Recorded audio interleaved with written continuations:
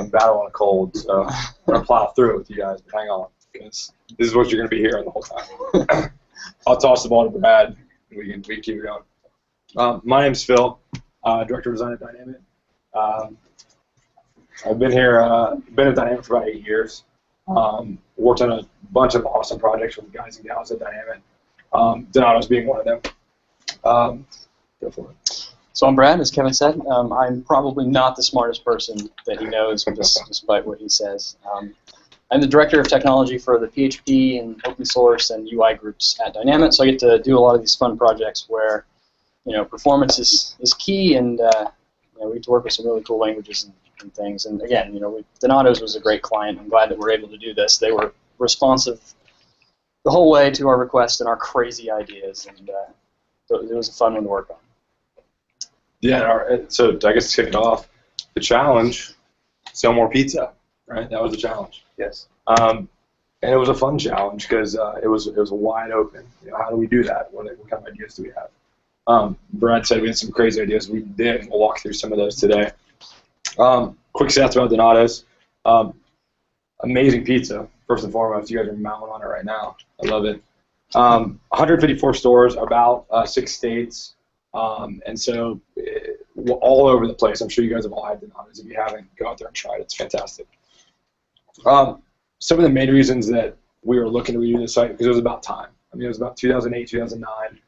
The old site had been done. There was a lot of flash involved. We were losing a lot of data. The UX had some opportunities to be improved. So there was a lot of things that we were looking to do there for Donato's. So it was just clearly about time to have an upgrade.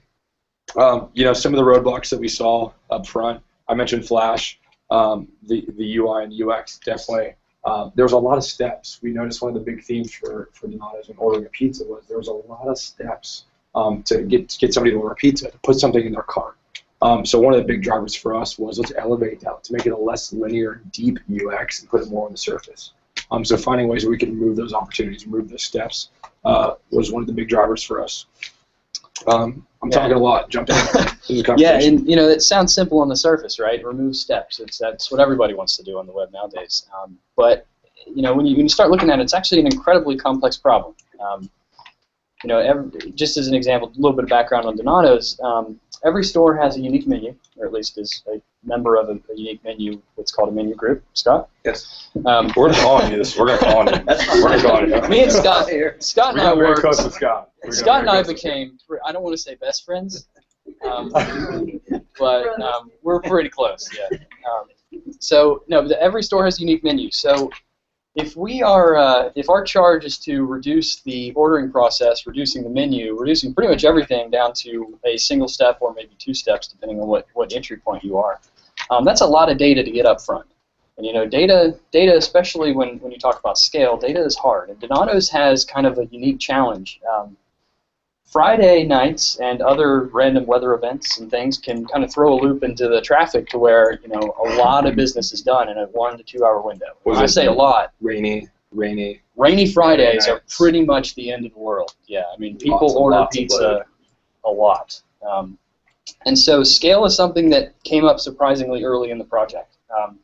One of the things that we noticed about the existing site, and it was all as Phil said, it was a Flash site, which it looked good. It did a lot of good things. In the back end, though, one of the things that it did was it talked to a web service 180 times roughly just to get a menu. That was it. So that's a problem. When you talk about scale, if you multiply anything by 180, it's a lot of zeros. So we definitely tried to reduce that number.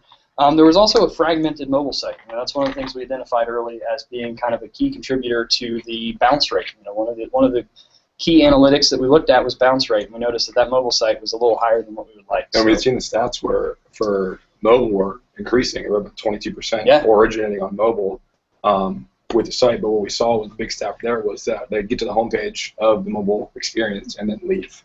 Right. So that was one of the big things that we took into account. Yeah, so kind of our charge, from a tech perspective, it's a little scary. Try to reduce a whole lot of steps that are there for a reason. They combine data, they kind of organize the customer's information, they get it all to the back-end system, they get it into the POS in the store. That's a lot of steps, and it has to be. That's how kind of POSs work. POSs are not the most friendly things in the world. He smiled, I know. So, it's just one of those things where on the surface seems like a really good design decision to say, yes, let's reduce steps. That one made me sweat a little bit. You did sweat a little bit. Yeah, I walked out of that meeting a little warm. So we had to charge us some more pizza, and we kind of put ours together early on, and we needed a statement. We needed a statement to rally around. And what we came up with was make ordering pizza ridiculously easy.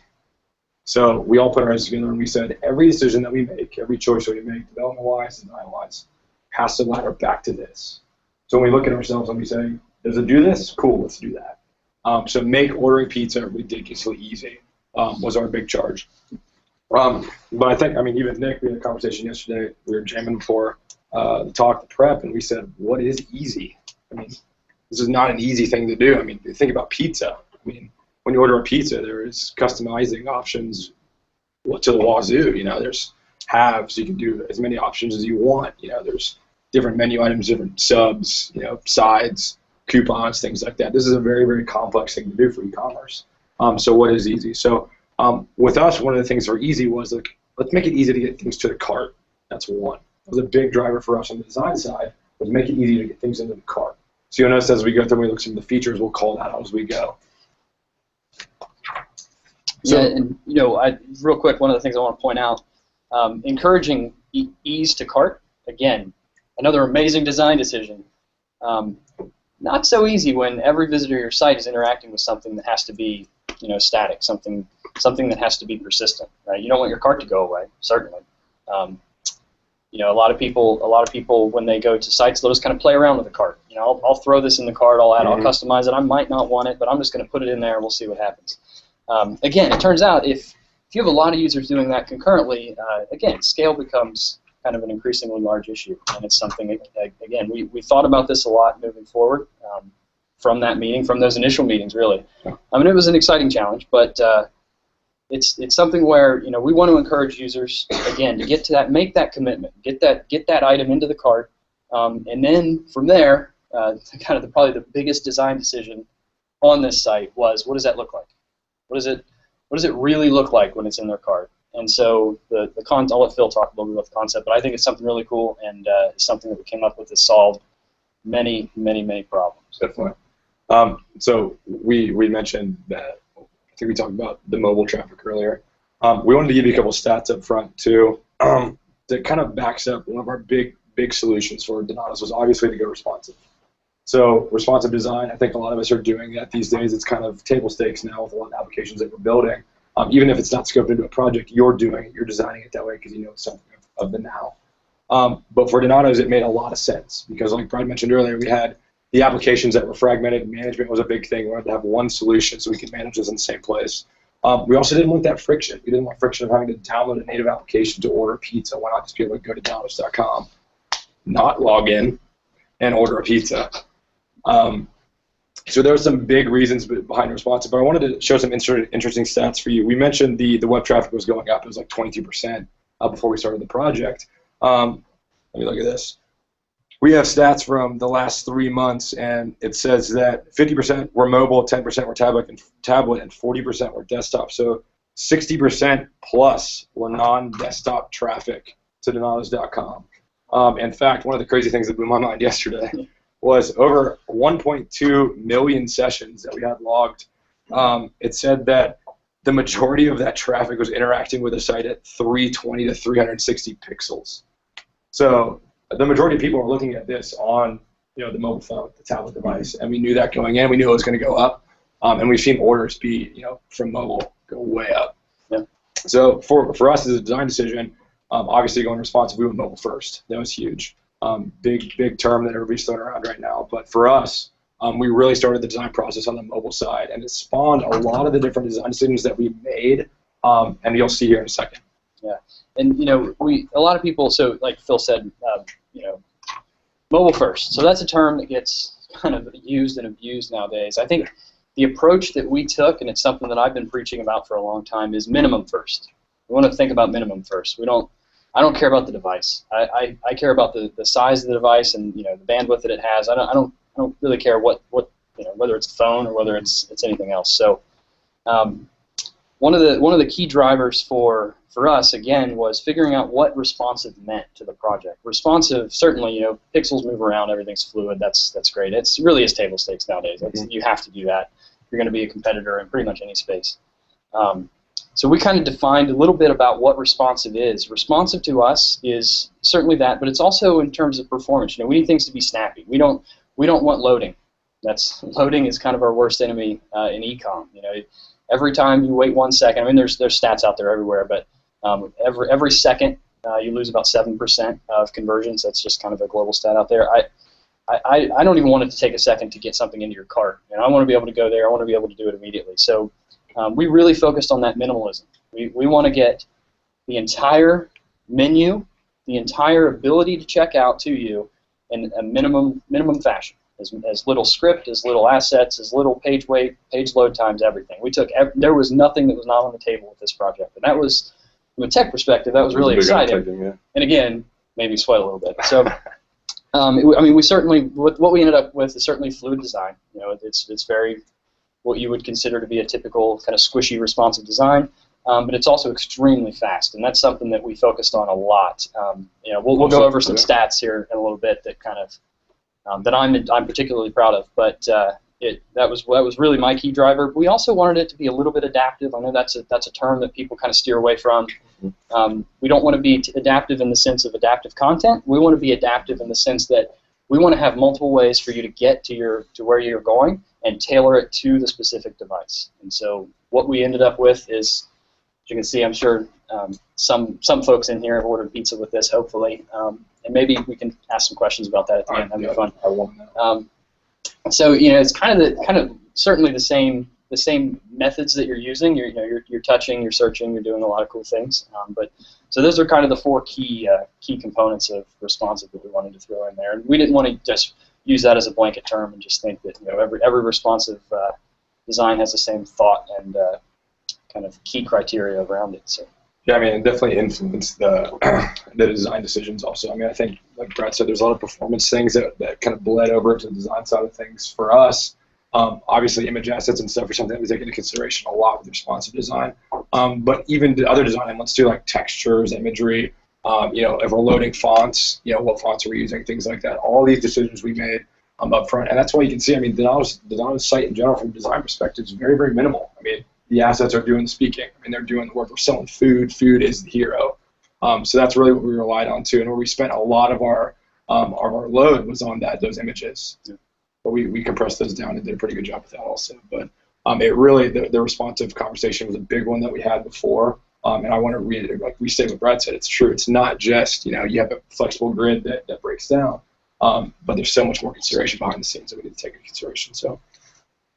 So we're going to bring up, I think we're going to bring up the live demo, right? Let's do it. Live demo, so it's going to be at Squished Res. Which is good. RBJ. Could be built that way. Yeah. So what we're going to do here, just to give you guys a little background, is we want to walk through the site and kind of showcase some of our thinking and some of the features that we did specifically for this project that we're super excited about. And we've seen some pretty big value from. So the first one that we called out was, and I'm sure all of you are familiar, in 2013 when we started this project, it was a really exciting time with tech and pizza. Think about tech and pizza at the time with Domino's and Pizza Hut and Papa John's and what they were doing. Papa John's just launched a redesign. Domino's did all their cool things in the kitchen where they do the webcam and you can see your pizza being made and all that good stuff. But everybody loves that tracker they do too, where you can actually see where their pizza is. So the time that we engaged in others for the project was really cool for pizza and tech to combine. So it was one of those things where we took a lot of care into it also. But one of the things that they do differently on those sites is even the big 3, which I'm very surprised about.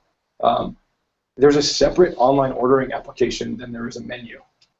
And to us, we felt like that was a barrier. So much like I said earlier, we thought that was a barrier. Even that one click, that one decision that a user had to make between going to, should I go view the menu for food and see the calories and stuff that are involved in pizza and the ingredients, or should I go right to the online ordering and order what I want?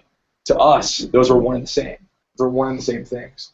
So one of the bigger calls that we made was to make the menu the actual online ordering experience. So up front, The old system that we were working with didn't do that. The old design, the old UX wasn't there. It wasn't doing that. They were separate experiences.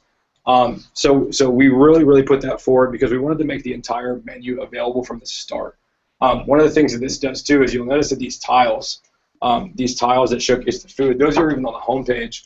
One of the other big concepts we had is we wanted to make ordering from anywhere a possibility. And I know you had some conversations about ordering from anywhere. Yeah.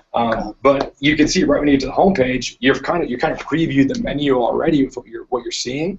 And that's by design because we want people to add stuff to the cart faster, get excited about food, and make that transaction. So instead of having to make a click up here to order online, like you'll see on most of the pizza ordering sites or e-com sites for food, it's right here. You just can go click on and hover over a food item and add it to your cart.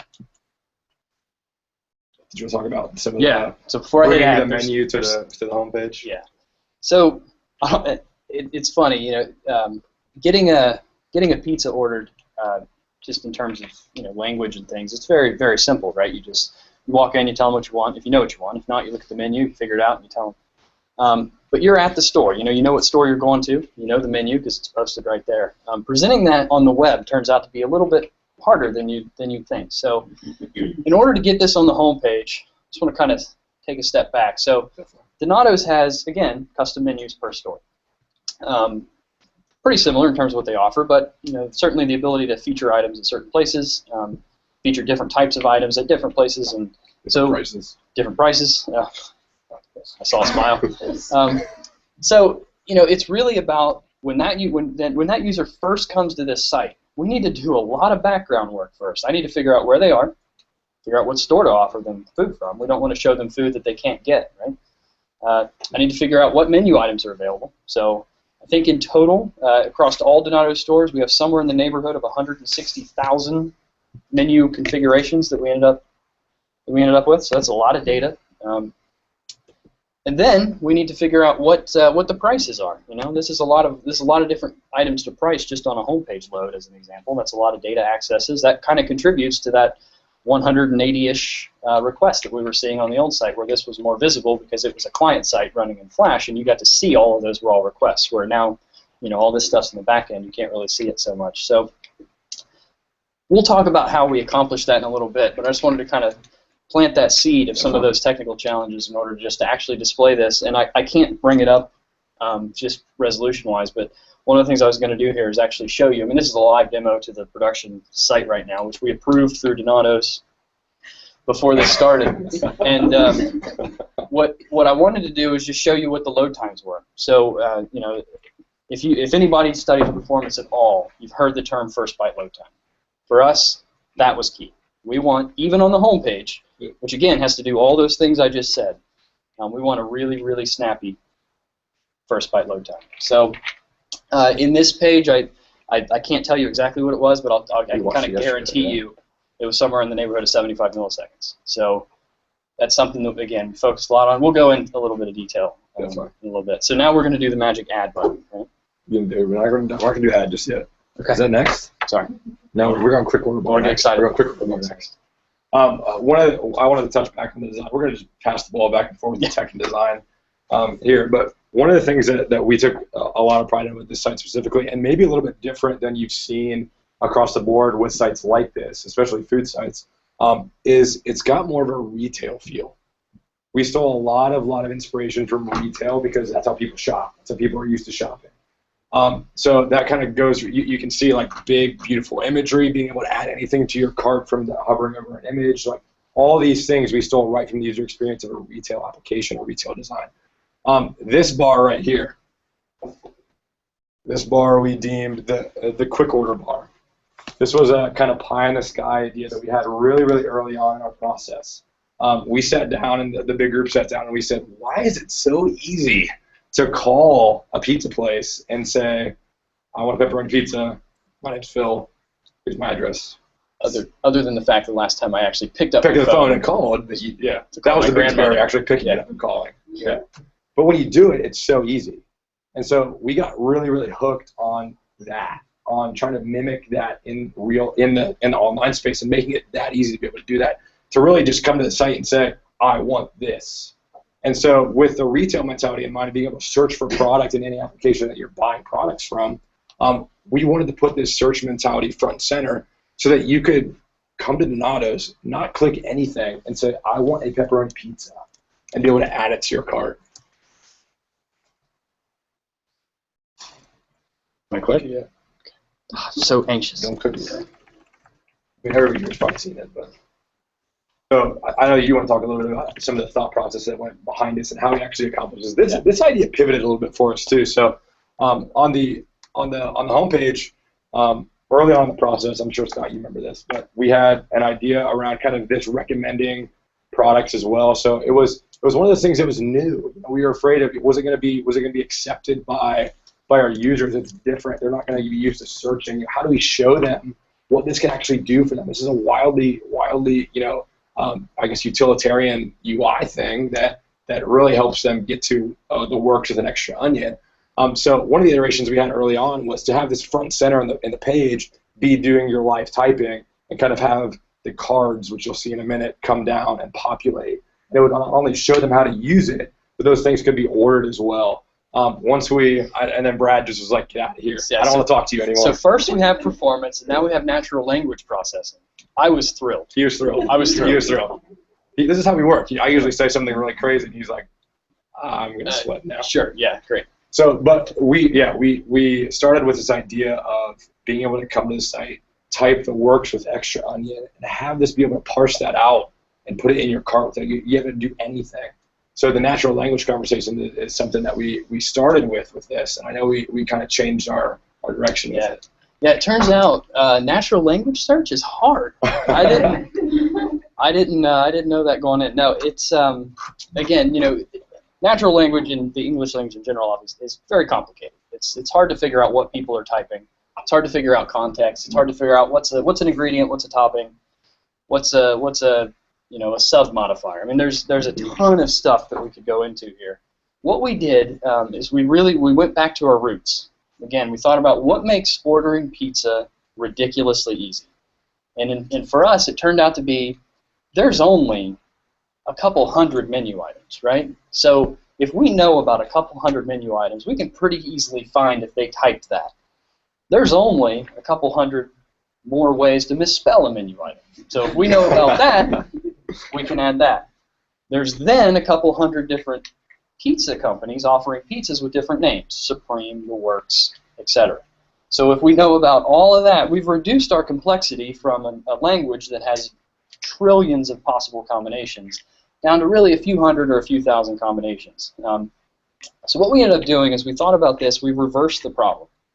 We didn't think about trying to figure out what they were saying. We tried to figure out what we know about was in what they're saying. And so we reversed the problem entirely, and what we're doing here, in, again, extremely performant way, we're taking the string, we're breaking it apart, we're figuring out what applies to a menu item, what applies to a topping. Are there any keywords that tell us what you want to do? Extra, no, without, double. A lot of different modifier keywords here. We sat down and we thought about this for a while, and what we realized was the list of things that we actually need to do here is not so crazy. And so we were able to come up with a pretty performant solution. And this is something I love. I'm really proud of how this turned out. And there's a stat that we're going to show you, I think, here in a little bit that is pretty exciting about how people are using it. Yeah, so we were very, very searching for food, and like I said, it's a little bit different than you'd expect on the site. So we were wondering, how is it going to perform? I mean, that's a question we asked ourselves early on, like, how is this going to perform for us? One of the stats that we found, and remember that one of the drivers that we had was get users to add things to cart quicker. One of the things that we found, we looked this up yesterday. Yeah. Of the products that are going to cart, 75% are coming from this bar, which is crazy to think about. So of products that are coming in, so on desktop, all those are coming to straight from this bar. So the paradigm's kind of shift on desktop for searching for food, specifically on the Donato site. People are actually using this bar to add things to the cart, so we were really thrilled with that.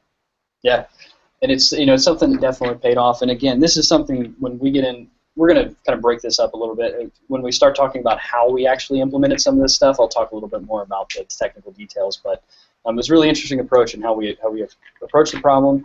and didn't necessarily do on the surface what you thought that we would do. So, Definitely. All right, now we can add something to You the can menu. add it to the cart. Add it to the cart. All right, cool. So I mentioned the word card earlier. You weren't Hubbard over there. That wasn't Hubbard. Yeah. Live demos. There you go. Leave it there. There you go. So the cards concept. So this was something that was a very, very early concept that we threw out there. Based on the retail conversations, based off making it simpler to order, based off getting people to order things faster and getting them to cart quicker. This cards concept is also very, very conducive to mobile, which is one of the big reasons why we liked it. So there's a lot of things that played into why we went with this concept first, and it actually really stuck. This is actually one of the first ideas that we had early on that came with us through the process. This bad boy right here, this is the key to commerce on Donatos.com. This is your key. This follows you throughout the site experience. So when you add something to your cart where you go to checkout, this card is the glory UI element in this design. I said we mentioned this because it was mobile first. This breaks down. You can clearly see that this breaks down very nicely. This was also around the time when we were watching what Google was doing. Google was doing some things with our Now, which we all probably are aware of now. They were doing stuff with that, and the cards were a big deal for them and their UI and their kit and how they're pulling that to the surface on mobile. So we thought it'd be really cool to get ahead of the game there and play out something that was to come. I want to talk about a little bit about what this does for us from a UX perspective. I mentioned earlier that the old ordering system forced someone to go very deep. It was a very linear and very deep process to add something to your cart to actually customize a pizza. That when you go that deep, you require clicks, you require interfaces, you require cognitive load, you require going back, remembering where you were. There's a lot to it. There's a lot to it. This card actually saved us a handful of interfaces. It saved us a handful of clicks, and it saved us a handful of load for our users to do what they want to do in a very, very kind of upfront process. It's also doing two things. So when you add something to your cart on retail, what do you see? You usually see some sort of pin or badge or your cart slide down and show you this item's been added to your cart. Your shoes from DSW are now there. We're doing the same thing with pizza. It's happening here, and this is doing that. It's also your customizing window. So if you wanted this double bacon jalapeno to be more custom than it already is, you can go ahead and do that right here. So instead of having to dive you into an ordering system, dive you into 2 or 3 steps, jump you into customizing this pizza and then adding it to your cart, you've been able to add it from the home page, customize it right there. It feels, from a user's perspective, it feels very lightweight because it's on the surface. It almost feels like more of a notification that's very, very interactive that you can do more with. And so we knew that this was going to be one of those interesting things we pushed forward, but we felt very confident about it because this card holds a lot of these keys to a quick customization too.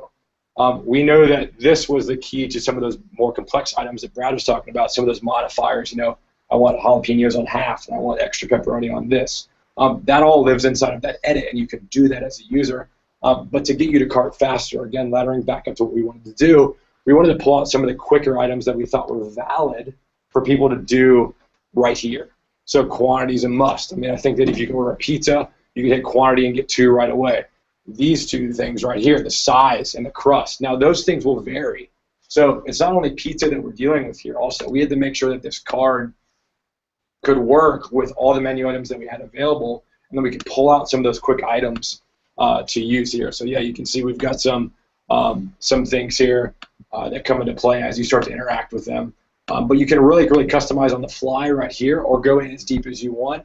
And once you're done with customizing, we want to reflect that so we can see what you've done after you make that order. Do you have anything to add about this? This is a big topic. More of the same, performance. Performance. No, this is hard, right? Now, there's a lot of menu items, a lot of configurations. One of the biggest challenges here is getting a price. One of the things, there's only a couple places that pricing at Donatos lives. There's a server, there's a POS. So we have to talk to one of those 2 things. This is a very obviously custom pizza. If we want to price this thing out, we've got to talk to something at Donatos and make sure that $13.34, when they walk in the door, is the price they're going to be presented. So, one of the things we haven't really talked a whole lot about yet is the kind of the wonderful order management system that Donato's had in place, and it's something that we didn't really have to touch a whole lot. And that kind of really freed us up to do this, but we needed to be very careful about how we were talking to that service. So if you noticed, whenever we first brought this up, it obviously had a different price, right? We were at a completely different configuration. So those prices, everything that you saw for an initial card view is cached. The server knows about it. It's all in memory. We never go to disk. We never go to a database. We know exactly what it is. We can access it within milliseconds. It's all up there. As soon as you start making changes, that's when we actually, so you saw maybe a little bit of a loading indicator there where it's just waiting, it's waiting to get the price back a little bit. There's a lot of calculation that has to be done. You know, this guy ordered twice for bacon. That's probably not a smart decision. But, so or a great decision. Or a great decision, always. So it's something that we had to be really careful of is what that speed looked like. You know, when we're making queries like that, how long does that really take? And how long does that web service take to come back? Because it's doing a lot of stuff. So again, performance, performance, performance. But for me, that was one of the key things that we wanted to take away. And from being able to sit down with Phil on this project was crucial, because we needed to make sure that this process is something that we could make sure that there wasn't excess calls being made. You know, there wasn't some kind of pricing system in use here, that we needed to make that live web service call before we could show the card, because that would be, for this concept, to try to get for you to get to your cart early and to get this card to show up right away, we need that to be fast. We need that to happen almost, you know, instantly and instantaneously. As soon as you click that you want it in your cart, we want this thing up. So, definitely. So the card, like I said, it's going to follow you throughout. We'll actually revisit this when we go to checkout. We'll see it again. But this was a big thing for us. Outside of that search bar, this cards concept was something that we were really proud of, because that elevation of that UX into this kind of seemingly one-step process. You know, when you can remove steps in a process, which we took at the checkout, when you can remove those steps from a user's perspective, it feels faster. It feels like it's quicker to get through, and you can see the information at hand. We wanted to take that all the way throughout, and this was the first place that started. So I mentioned earlier, and I pointed at Scott, we talked a little bit about when you come to Donatos.com, you don't have to do anything to order a pizza. What we saw across the landscape was that some people were having you log in. Some people were having you give an address. I know Papa John's right now. I got on Papa John's last night to double check my assumption. Papa John's was making me give an address before I could do anything. That's a huge barrier. It's a massive barrier. I don't want to give you any information as a user. I just want to order your damn pizza. Like, give me your pizza. So what we took that into account for Donatos.com, and we had an existing account system where we forced people to log in to order pizzas, and it was a great dialogue with you guys to get this resolved, and we found a very, very elegant way to do that. But I put here, we had, I think my comment was frictionless and accountless ordering, because eliminating that need to give that information up front was something that we wanted to do. We wanted to give them the opportunity to put it on the back end. Again, one of our goals was get people to buy pizza, to sell pizza, to get things to cart. So why not make them give that to you, that information to you where it's relevant, when they have something in their cart or when they're making a transaction or order. So we decided to flip that. And so when you're checking out, providing your email address and other information around that is where you provided that to us instead of up front.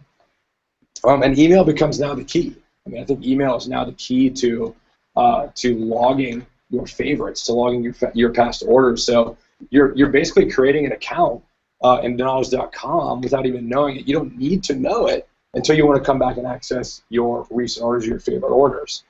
You can see here we have this login button here.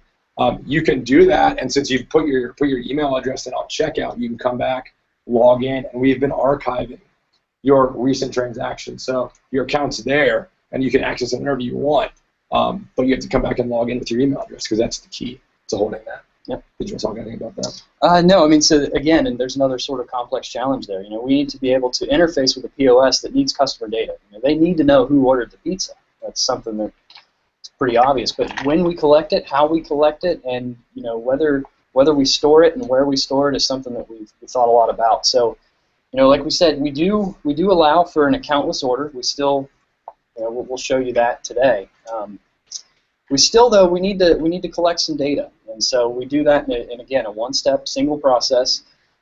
Again, there's some technical concerns there. You know, what happens if I'm here? Let's say I go to Donatos.com, I get the menu for the high street store, just down the street, store 65. So, He knows the numbers. I know them all. I know them all. So, that's one store. But what if I'm ordering for home? What if I want to order and go home? Right. So now I need to change my entire menu. Right. This pizza that I ordered was on a different POS. So there's I'm sweating bullets just trying to figure out all these things. So what we ended up with is kind of a dynamic system of changing store and changing menu items, where most of the time, like I said, those menus are pretty similar. So if we can we go through and search that menu, that new store, if we encounter that, we search that menu, find this item, apply these configurations. If at any point we find something that doesn't line up, then we alert the user. But if it lines up and everything works, great. We just seamlessly go through. You never know what happened. If the price goes down, we don't even alert you. If the price goes up, we let you know, hey, the price went up a few cents here. You got to hit OK or revert and go back to the other store. So it's just one of those little challenges you don't really think of on the surface, but kind of goes deep into complexity once you actually get into it. So definitely.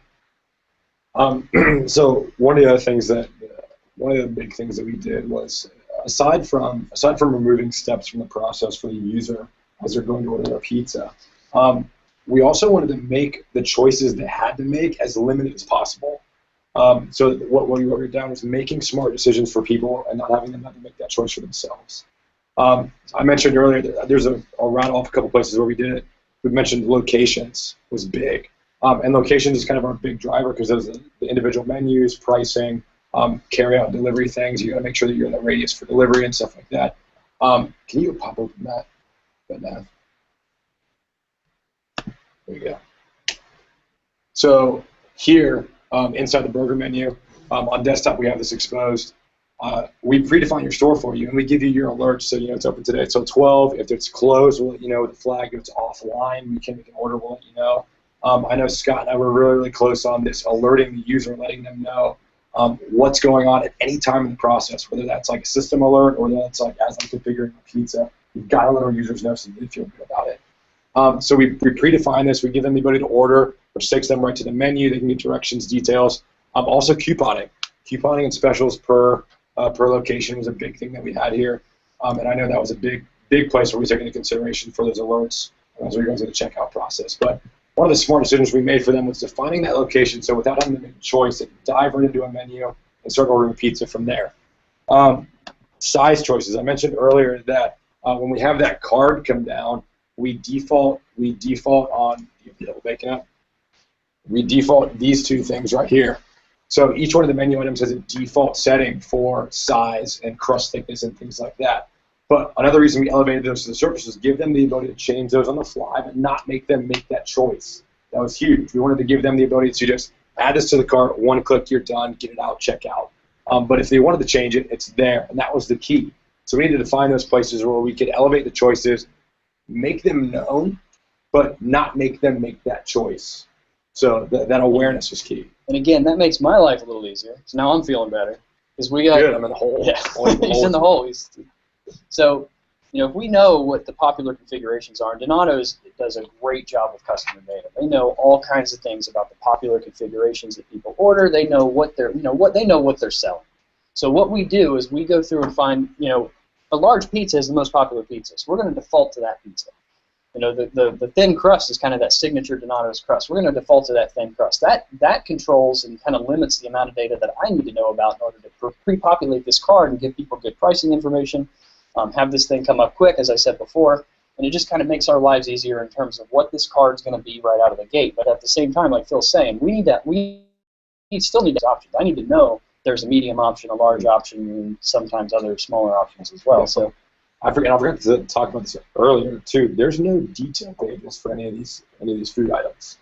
So when you think about a product, when you think about going retail, the one thing that we went away from was allowing there to be a detail page around large pepperoni pizza.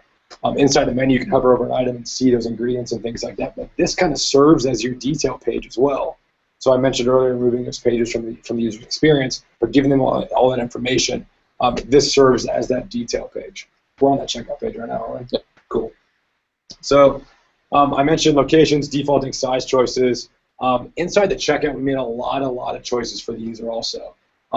We noticed up top those cards followed you into checkout. We hit you with the upsell items, and those are smart too. They're smart recommendations. based on the products that have been added to cart. We built something up for that so that we knew if a large pepperoni was added with a salad, that these things coordinated with that. Yeah, we can do a demo here. So one of the things that Donato's, again, knows about is what are the common kind of side items that people commonly order. And so we have a list of all of those things, and if we find any of those items in your cart, we don't show them here. But if we don't find them, then we do show them, and we have kind of a rotational list that we go through. So if we, this Brick Street bread is great, by the way. Everybody should order that every time. So, we'll put that in the cart, but now, now it's not there anymore. Now we've got something new. This whole system kind of cascades down in terms of what are the most common, most popular items. We've seen a lot of great traction in terms of what this does to the final order steps. I think that what you just did was interesting too, because it also plays on a point that I wanted to bring up, which is when you're in your cart, you can still add things, you can still shop, you can still put things there. So with this as well as with this, so if you're inside your cart and you wanted to add a Pepsi, go ahead and add a Pepsi to your cart, and it's there. So you can continue shopping right from your shopping cart. So maybe your buddy's over your shoulder and he's like, hey, give me a medium. You're like, okay, cool, I'm going to check out. I don't have to go back to the menu to do that. I can do that right from the checkout page. But this interface allowed us to do a lot of those recommendations for our users also. Up there is kind of your cart checkout, your standard My Cart page that you'd see on your sites. But then you get into your checkout process, and obviously we have 3 different choices. We have carryout, delivery, and pickup. We default to carryout because it's the quickest process. We want people to get through that process front and center. Again, raising those choices and allowing them to see that front and center. This is also an option that I've seen across the board too. An ordering process, you've probably all ordered from somewhere where they elevate that choice, where they say, what do you want first? Do you want carryout, delivery, pickup window? Again, we felt that that was better in the stride of checking out. You've already got you in checkout. You have your meal configured and ordered. Then you make that choice, not up front. So we put that in here. And so carryout's default to be, you can quickly change to delivery, pickup window, which then changes everything below it. But here with your information, so if you've ordered from us before and we have your information, there you go, show your stuff. But we'll pre-populate some of these things for you if we have your email from a previous order, so that you don't have to fill out all the fields. Another area where we wanted to take load off the user to make that happen. So we will pre-populate things like your first name, your last name, your most recent delivery address, correct? Yes, so if we're logged in. Yes, that's the if key, we're logged right? in. Because we don't have that information. Yep. But keep going down. I want to show some more here. So your information, delivery address, zip code, all your basics here. Finding delivery store. So if you haven't selected a location or you aren't able to see your location, you can find your delivery store. And then when, as soon as possible, and so there's options there also, but default to that, giving them the ability to do it. And then coupon, checkout, so on and so forth. But this could be 2-3 steps. We could have broken this up. This could have been a 3-step process where you input your information, or you log in to your email address, your billing address, and your payment information. We decided to do the one-pager. At the time, we had done some big research on the one-page versus the multi-step. The one-page was a lot more streamlined. It showed higher return on conversion, so we decided to go with this. And we've seen it. We've seen the results, which I'll share here in a little bit.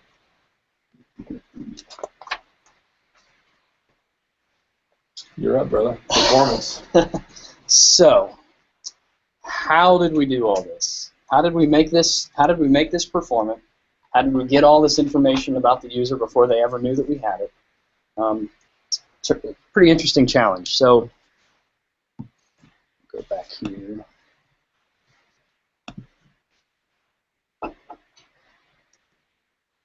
No, that's not. So again, some of these stats: 60% non-desktop traffic. That's something I'm sure we're all pretty familiar with now. The majority is no longer the desktop. The majority is I won't say mobile because that's again a used term, but non-desktop devices, tablets, mobile devices, e-readers, all kinds of good things. This 320 to 360 thing was particularly interesting for us. It's something we didn't find out truly until yesterday, but it's kind of an assumption that we knew all along. Really cool stuff. Yeah. So, first byte load time. We achieved in all of the load tests that we did from all around several regions: Chicago, New York, New Jersey, Washington, several others.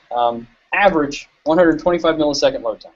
First byte load time. In Columbus region, which we're really happy with, 75 average.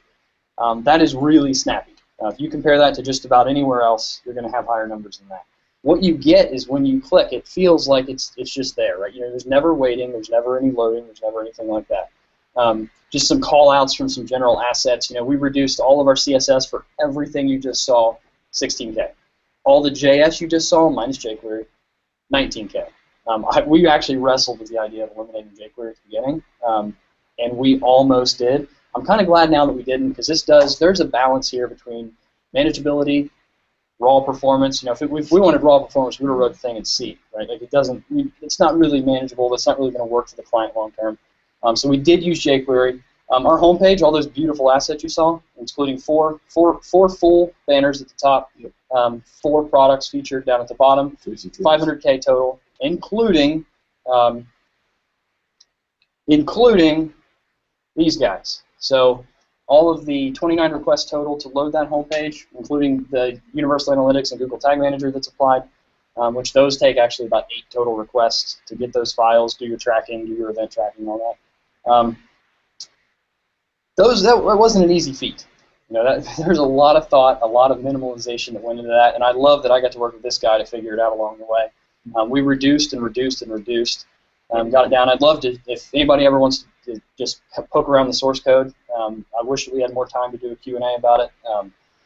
Very minimal. Hopefully that'll be your takeaway from that. This was an interesting occurrence that these guys threw on us there, kind of a little bit towards the end of the project. So they were on Undercover Boss, which was an awesome thing for Donatos. There was a rerun of the episode that was happening really close to after we actually launched a lot of these features. And I was kind of in my little command center 4 days after the full launch. And here's how it was presented to us. Guys, we've got some news for you. Great, wonderful, we love news. CBS called. Well, that's awesome. Good. They're going to rerun the Undercover Boss episode that crashed our website last time. Hope everything goes well. You guys have been talking about performance for a while. I'm feeling pretty good about it.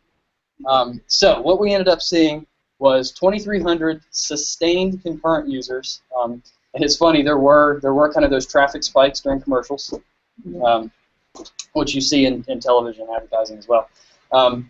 Having said that took 20% of our CPU. We designed this system extremely efficiently. We reduce disk access and database access whenever possible. You can actually load the entire homepage without accessing a disk on the server or a database in any way. Everything is from memory. Everything is pulled directly from memory. It's a system of kind of some pre-built Apache components and memcache is what we ended up going with there.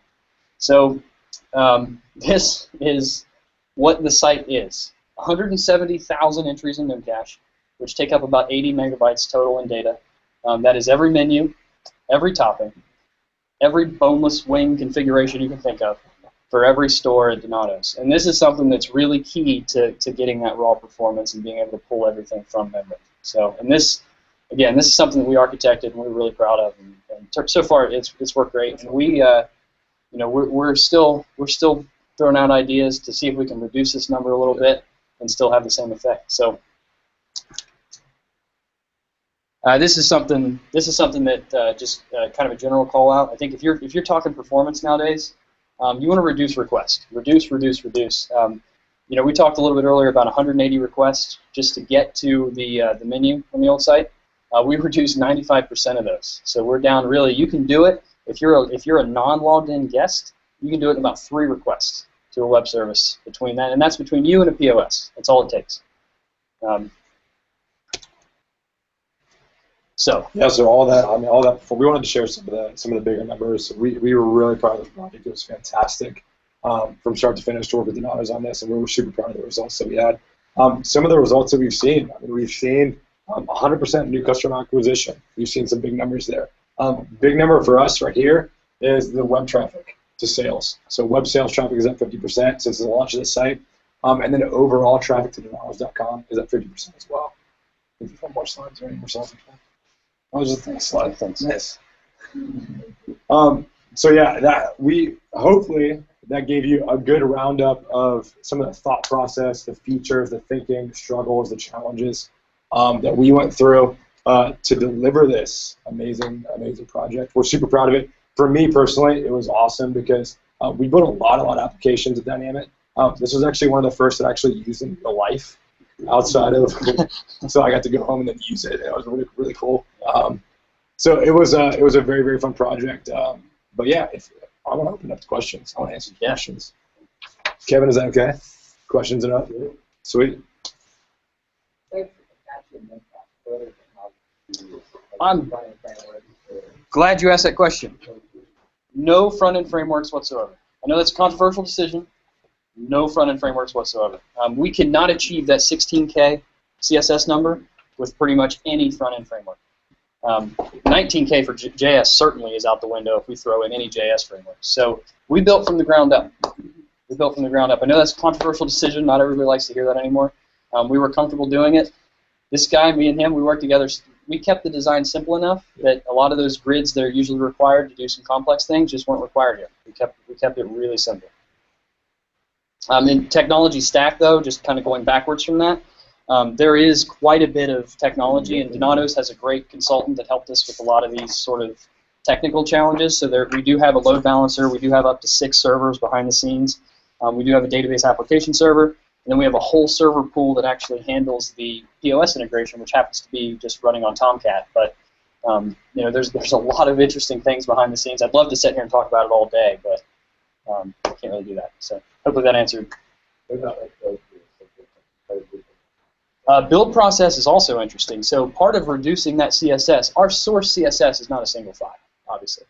Our source JS is not a single file. Now, having said that, we didn't try to do the whole methodology where we have tons of base files everywhere. We wrote custom bash scripts to do all that for us because it was simple enough. One UE call to do minimalization, compacting, and minimization. We have a whole source repository that we get pushed from that same bash script. So really, it's just one script that does our release. It pushes out to all the servers it knows about. We can pull and we can push those online and offline pretty easily.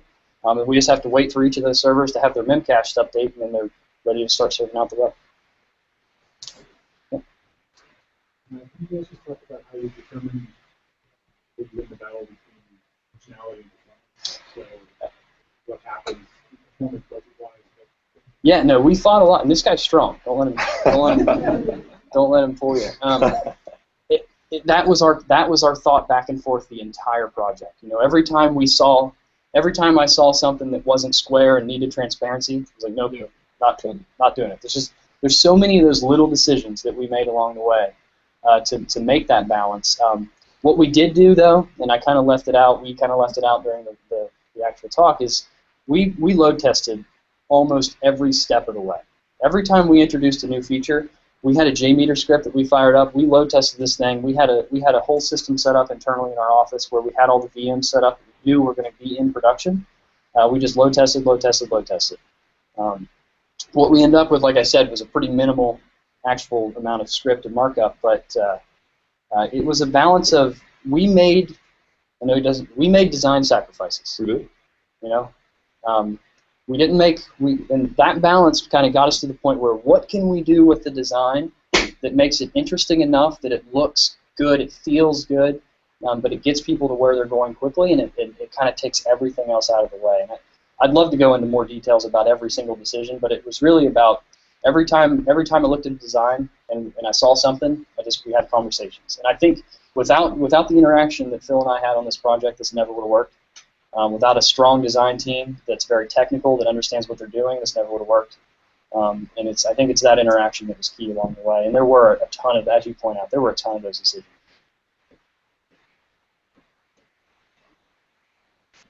What you got, brother? A couple questions about search. So firstly, was there any weighting or balancing that you put on the search results that kind of pushed maybe the popular items up to the top? I know you guys to do a ton of data around that. It's an interesting question. That's initially out of the gate, no, we didn't. Whatever matched best. So to just give you a quick technical background of what we're doing, we're going into memcached. We're looking for all the possible choices. We're looping through those, and we're comparing it to the string, the search string. It's back and forth, back and forth, back and forth until we find something. When we launched initially, there was no preference. Whichever it found first is whichever result you got first. One of the things that these guys pointed out recently, though, is that some of the search results, it'd be nice if we could elevate some of our featured items, right? If we know that people are watching a TV ad or listening to the radio, and there's this new breadstick, or this cinnamon timpano, which this guy introduced me to, it's good. If it's advertised and people start typing cinnamon, we want that to come up first, not something else, right? And so we are in the process of actually working that in as salads is a better example. Salads. You type salad in, you got like 10. Yeah. You know, it's only give it 4. It's picking it out. We'd rather pick out which one's on there. Yeah. Than what it just random. Yeah, it's something that we ended up working in afterwards. Is there anything, I guess you're looking at now, is there anything that you're tying into people's accounts you can track? Like, let's say search for this item 16 times. Yeah. Yeah, that's a very interesting question. That has come up. Thus far, no. We hope to do that soon. We do have that data, and that's the good thing. You know, we know what people have ordered. We know where they've ordered it from. The challenge for me, and the challenge I'd say probably why it hasn't been done yet, is I need to be able to quickly access that information. You know, those typing responses, we kept those into the 10 to 20 millisecond range in terms of raw response times. Because if not, it doesn't feel like you're actually getting any responses. You know, I'm sure we've all gone to Google on a slow day, and you're typing something and it doesn't happen. You're like, the internet's down, and then it comes up. You're like, oh, never mind, the internet's back. It just that amount of waiting and response we can't have, and so I've got to. We've got to get our heads together. We've got to figure out how to get that data quickly, and come up with a system that we can index that. I think that's a good point. That's a good thing. Yeah, it's a great call. It's a good call. We had actually talked about that early on too. In the process was, could we eventually personalize this? I mean, you think about the shopping experience in general in the digital space and like where it's going. And I think we've set it up to do such where we can start to pick off those things as they come, and inject some of those personalizations into design. So, you know, future state, I don't know when this would happen. Imagine you come to that site and all your favorites are right there in the quick picks that you've ordered in the last like 6 months. That was a feature that we talked about early on too. But the foundation is there, and we'll just continue to plug away with these guys.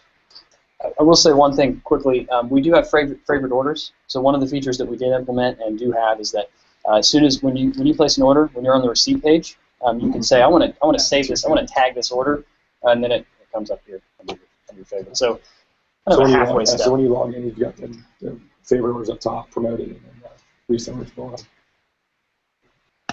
Brad doesn't know where they can take. I think you had your hand up before.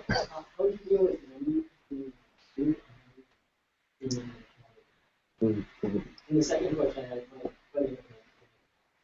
what happened to deals? What happened to deals? Oh, you just smiled a little bit there. Okay, first question: menu and menu. So go ahead. I was gonna say I'm gonna speak a little bit for this guy because his voice is. Yeah. What we didn't want to do is involve a whole bunch of unnecessary clicks for what is a pretty simple menu. You know, you got your pizza, you got your subs, and then you got kind of your starters and beverages after that. We decided all one page, so it really is all one combined menu, and then we categorize them by what's most popular. You know, what's pizza first, then subs, and then on down. So I guess to answer your question more specifically, there really isn't a traditional menu for food. It's just this is the entire menu. And then in terms of how our navigation works, obviously this is the condensed kind of mobile view of it. When you're kind of stretched out a little bit past the 600 or 700. And the verbiage there too is one of the big things also. You see, you've got the menu, but you have the menu with the hamburger icon. To navigate. Orientation was huge for us too. So I mean, we pulled menu out in this view because this is that mid-range tablet view, tablet middle resolution view, and separated them. You know, we didn't want to put that right next to hamburger icon because then that confusion really elevates. We wanted to keep them very, very separate to make that. And we talked a lot about if you on the actual desktop when we have more resolution, it says menu and online ordering. So we kind of changed that a little bit to make sure that it was clear enough that that was the menu to actually order food and browse food.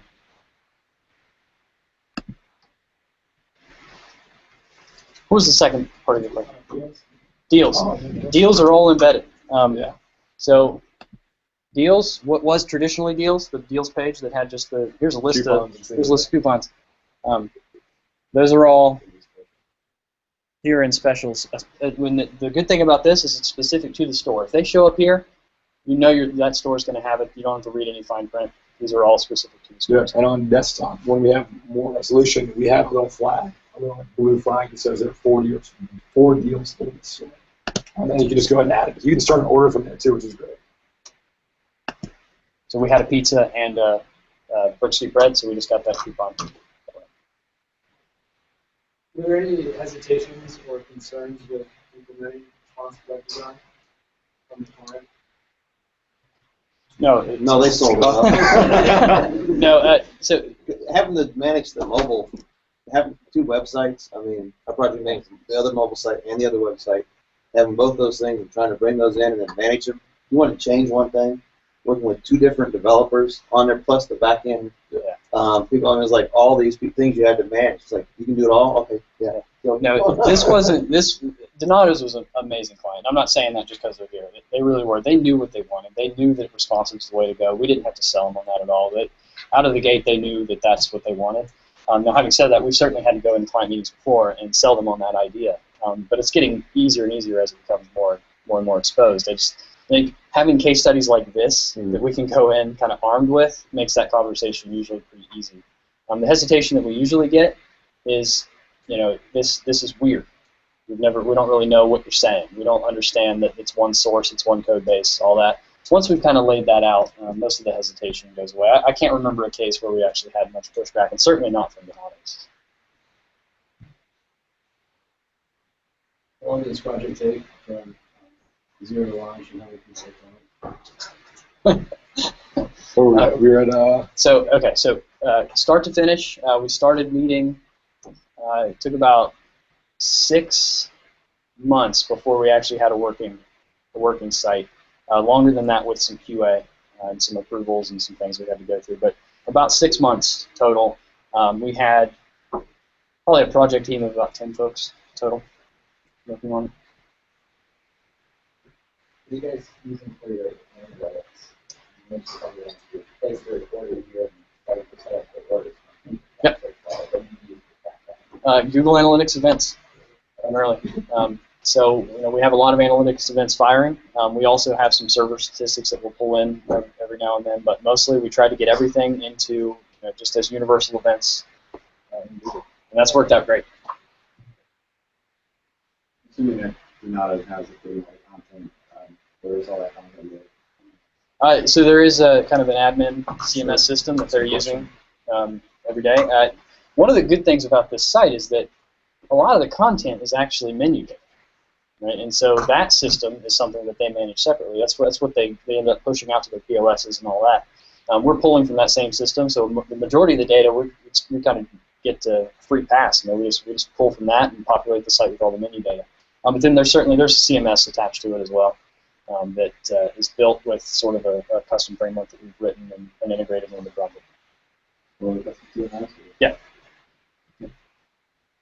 Is that the same CMS that seems the various POS systems across all?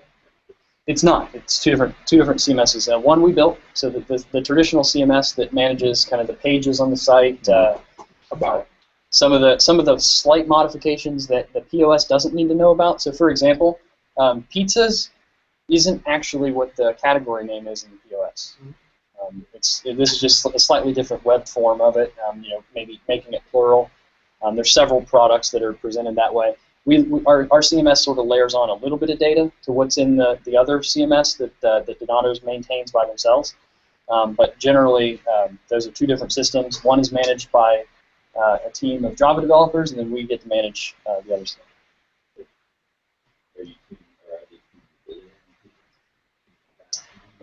Yeah. I mean, so the web service that we get to call, it is a SOAP web service, which is not ideal.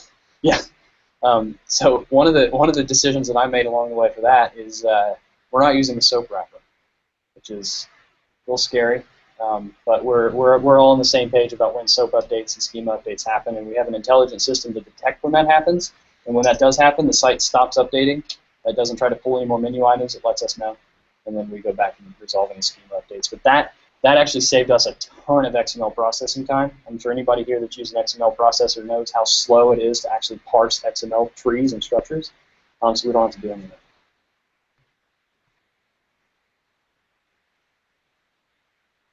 Does the cart work with the deals like smartly, so that you have half of the deal in there? Does it like activate like, hey, you get this for $7?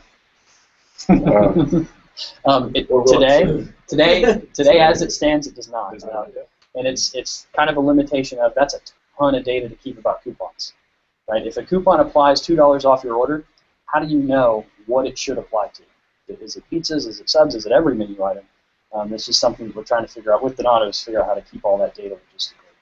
It's data we don't have yet, but we will. That's something we definitely want to do, because that's a key way to use a deal, right? Yeah. You start with the deal, and then you go into the menu item that way. And it's something we've been presenting and talking about that along the way. We're hoping to get that in soon.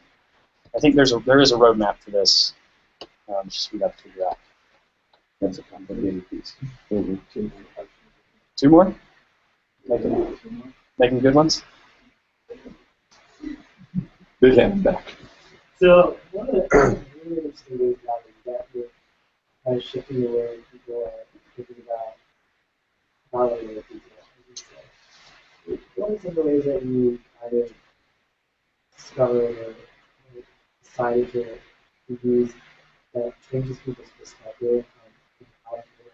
Like, how do you get them to think that I can theoretically type anything in a search bar and it'll come up with this? Because I personally never thought like that's something that never Sure. that you have been writing. Oh, perfect. Yeah. Idea. How do I, like, as a user, how do I get acclimated to this type of Sure. Sure. Yeah, I mean, I think this was a big topic with the search bar when we started with it. I mentioned that early iteration where we wanted to kind of showcase how it was going to be done. Obviously, Brent said there's a lot of performance issues there and things that we had to take into consideration because we wanted to know what the possibilities were with it. We did do some marketing efforts up front with the knowledge before the site launch to showcase some of the features and functionality on what you could do to kind of offload some of that. But I think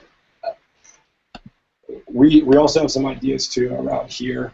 So yeah, we want to use this banner very appropriately also to showcase some of the possibilities you can type inside that search bar. We've also talked about doing things inside the type you order here to showcase some options that are available to you. Maybe they're fading in, fading out, showing you different ways you can type combinations and so on and so forth. So there's a lot of different ideas that we have floating around for that. But you called it one of our biggest concerns with that early on was, is someone going to know, one, how to use this, and two, how much they can use this? I think two things I'll quickly add. One of the things we wanted to encourage here is we wanted people to play with it. Yeah. We want to encourage Discovery participation and have that Discovery. The verbiage here, type your order here, this is not the first way that we had a lot of different the text in this box. This went through iteration after iteration after iteration. We were trying to figure out what words can we put here to kind of relay the message you just said. It was search for an item. It was search for your order. Start your order here. And then we ended up with type your order here because we wanted to let them know they could type. We wanted to let them know it applied to what they were ordering, and that it wasn't just an item. It wasn't just a thing they were searching for. It was an entire order. So it's more. There's a lot of focus into the words that we actually use.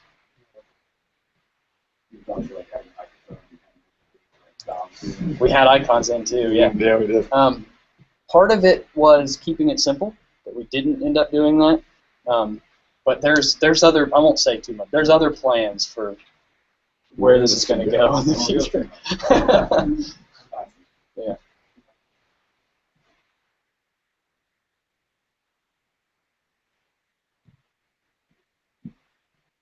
Cool.